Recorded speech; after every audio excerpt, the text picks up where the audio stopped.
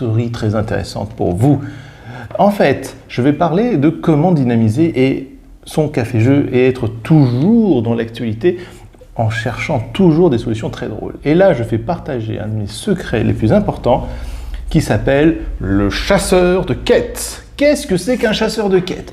C'est une méthode de fidélisation que l'on a inventée ici dans notre café-jeu, le café-jeu de la petite malle. Parce que vous savez, j'ai une boutique de jeux, mais j'ai aussi un café-jeu, d'où les vidéos que je fais, bien évidemment, à la base sur TikTok, ou sur YouTube d'ailleurs.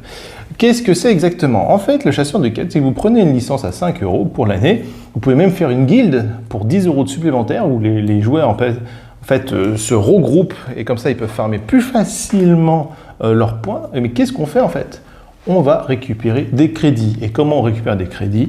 En faisant des actions. Donc on va, nous, créer des actions, comme par exemple acheter un cookie, se déplacer, venir régulièrement, ou des choses assez drôles, comme jouer à tel type de jeu, retrouver un message caché, en fait faire vivre le lieu pour que ça soit le plus drôle possible et que les joueurs cherchent l'interaction dans notre lieu.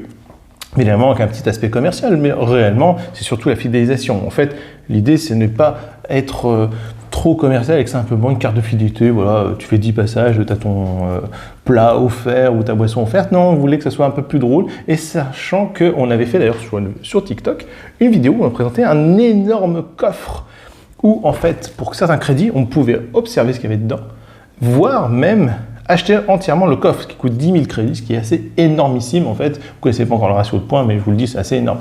Donc on a mis plein de gadgets, plein de goodies, et les joueurs en fait sont en train de farmer. Ils ont cet objectif fixe dans leur tête pour essayer de récupérer ça. Donc ça, ce sont des éléments qui sont très intéressants pour dynamiser votre café-jeu, le rendre original, parce qu'en fait, le café-jeu, ce n'est pas simplement un bar à thème selon mes convictions.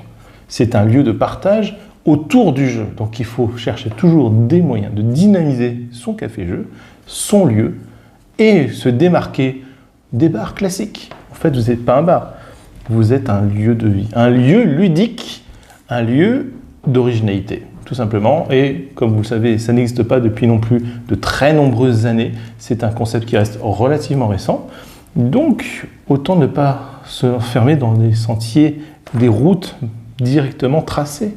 Non, cherchez votre propre voie. Ça semble assez logique, non?